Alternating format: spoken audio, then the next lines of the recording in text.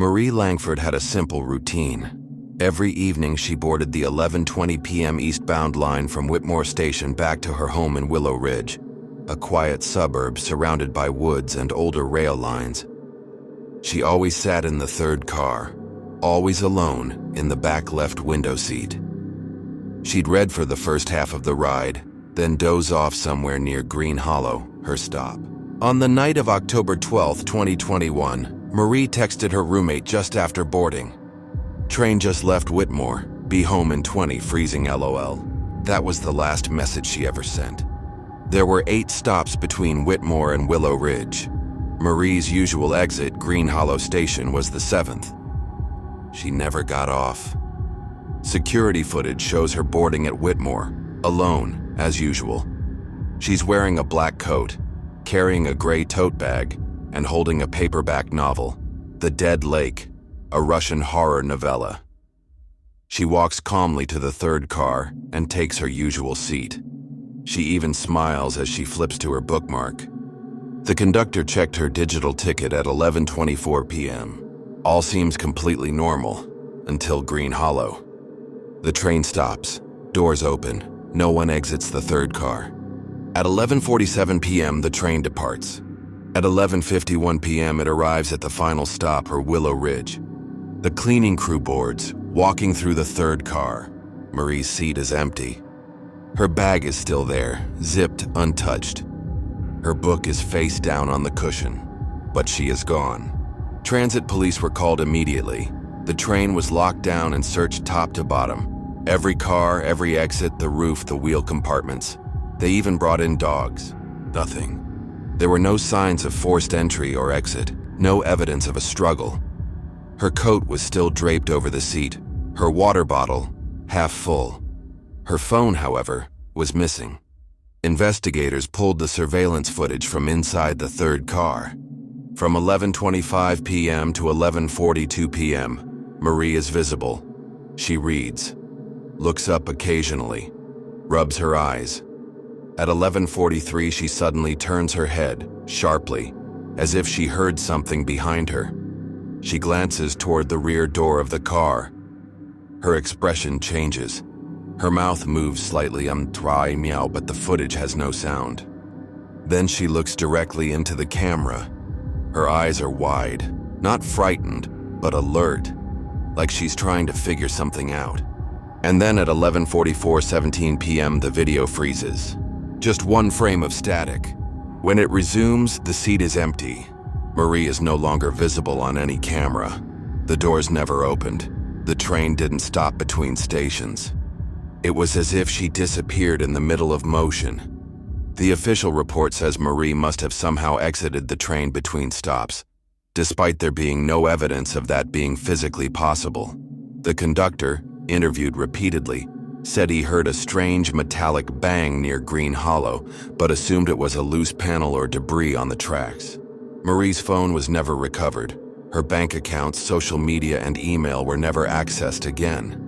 There were no eyewitnesses, no sightings, just silence. 3 weeks later, Marie's roommate received a voicemail from an unknown number. It was 3 seconds long. A faint sound, breathing, then a voice, static-laced and distant. "I never got off." The number traced back to an old disconnected phone line, once used in a now abandoned train signal hut near Green Hollow Station. That booth had been shut down in 1997 and had no power source. When police investigated, they found the phone still mounted to the wall, its cord cut and frayed like it had been ripped away. Recently. Inside the booth, scratched into the metal wall behind the phone, were 3 words. "Still on board." The train car Marie disappeared from was quietly decommissioned the following month. Transit authorities claimed it was due to age and poor electrical response. But some workers say they still hear breathing on the internal mics, coming from the back left window seat. When I was in high school, a girl from our town disappeared. Her name was Ellie Ray, and even though she wasn't my friend, everyone knew her. She was one of those kids who always stood out. Long black hair, wore a lot of silver jewelry, super into drawing and folklore. What made her vanish so terrifying wasn't just the fact that she disappeared. It's what she was doing when it happened. She was in class, in a classroom, surrounded by people, and she simply vanished. It happened during third period art. Ellie was sitting with her back to the classroom door, facing the wall of mirrors that lined the studio. We had these huge floor-length mirrors so students could study perspective and shading.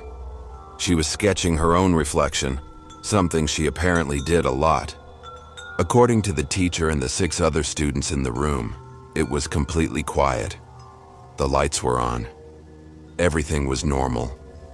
Ellie was seated, pencil in hand, staring at her mirror. Then in the span of maybe 10 seconds, she was gone. No sound, no movement, just one moment she was there. The next, her seat was empty. At first, they thought she ran out of the room, but the door never opened. No one saw her move. Her chair didn't shift. Her drawing was still on the easel, a nearly finished sketch of her own face. The pencil had rolled slightly, but everything else was untouched. They searched the entire school, locked it down. Dogs, helicopters, local news. The whole town turned out to help. Nothing. No one ever found her. The weirdest part came later, the security footage. The camera in the art room showed her sitting completely still. At 10:18 a.m., she blinks, leans slightly forward, and stares into the mirror. Then, static. Only for one frame, just a flicker. When the feed returns, her chair is empty. But here's what chilled everyone. In the mirror, her reflection was still there. The real Ellie was gone. But the mirror showed her sitting calmly in the chair, still drawing like nothing had changed. The image stayed there for 2 more seconds, then faded out like fog clearing off glass. The footage was analyzed by multiple labs. No tampering, no editing. No one could explain it. Some students who were in the room say they remember a strange hum in the air, like the fluorescent lights were shorting out. One girl said she thought she saw Ellie's mouth moving just before she disappeared, like she was whispering something. But the sound wasn't recorded, just that 1 second of static, and then emptiness. A week after it happened, her mother posted a photo online. She had found Ellie's sketchbook under her bed. On the final page was a charcoal drawing of the mirror from art class. But in the drawing, Ellie wasn't alone. Standing behind her reflection was another figure. Tall, unclear, like someone smudged it on purpose. But it had hands resting on her shoulders, and a wide face. No eyes, just deep black sockets. The caption Ellie had written beneath it? "She lives on the other side." The school removed all the mirrors after that. Some say they were donated, others say they were quietly destroyed. But here's the part that gives me chills even now. 2 years later, I visited a local thrift shop. I was flipping through old picture frames when I saw something leaning in the corner. A mirror, tall, full length, chipped at the edges. The same kind we used in the art room. Out of curiosity, I looked into it. And for just a moment, I saw someone behind me. A girl, wearing silver rings, holding a pencil, and smiling. I grew up in a small town in northern Minnesota, the kind of place with more pine trees than people. Everyone hunted, fished, and hiked. The outdoors weren't just part of life, they were life. Back in high school, there was this kid named Liam Carter, a little quiet, smart, and always wandering into the woods behind his house. He knew those trails better than anyone. He'd camp out alone for days, even in the winter. His dad was a ranger. His mom worked at the county library. Solid family, no drama. Then one fall afternoon, Liam went out like usual. Small backpack, water, granola bars, compass clipped to his jacket, and never came home. At first, no one panicked. He'd done solo hikes 100 times. His parents thought maybe he'd lost track of time. But when the sun went down and he still hadn't checked in, his dad called it in. By midnight, volunteers, rescue dogs, and police were combing the woods. They found his footprints, followed them for about 3 miles into the forest. Then they just stopped. No drag marks, no signs of turning back, no sign of running. Just stopped, like he vanished mid-step, and not in mud or snow and in dry dirt. People searched for 10 days, not a shred of him. What made it worse was that he'd been wearing a GPS clip, the kind runners use. But when they accessed the tracker data, it didn't make sense. He had hiked north for 2.3 miles, then stood still for 11 minutes. After that, the device went haywire.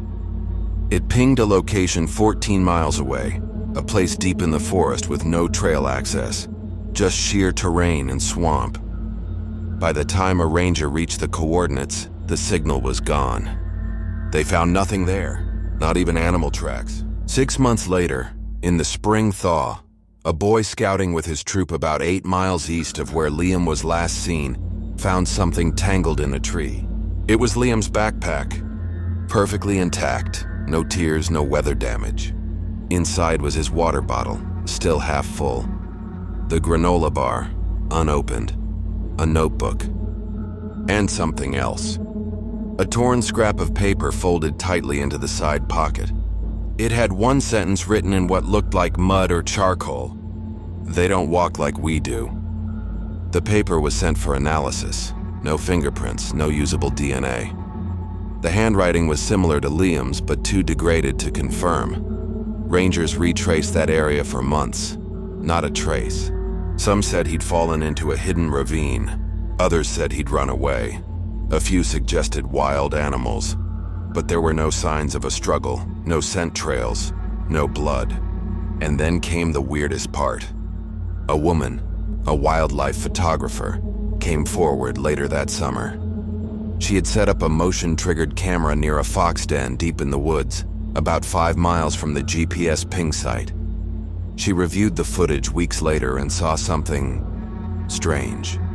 At exactly 2:11 a.m., the camera caught a figure walking through the trees. Tall, slow, slightly hunched. No flashlight, no gear, just walking, stiffly.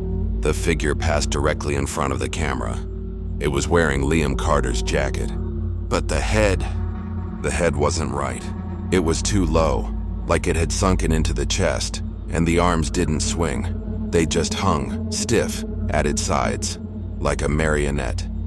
When police reviewed the footage, they enhanced a still image and caught a glimpse of the hand. It wasn't human. Too long, too thin, like something stretching to fit. The footage was never released, but I know a guy who saw it firsthand, former Forest Service. He said the figure stopped for one frame, turned slightly, and there was something else. A second pair of legs behind the first, just barely visible, like something standing in its shadow. When the ranger froze the frame, they saw 2 shadows where there should have been one. He never went back to that part of the woods. Neither did I. And to this day, Liam Carter is still officially missing.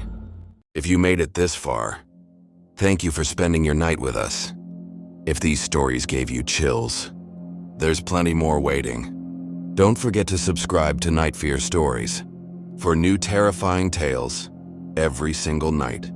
Sleep well, if you can.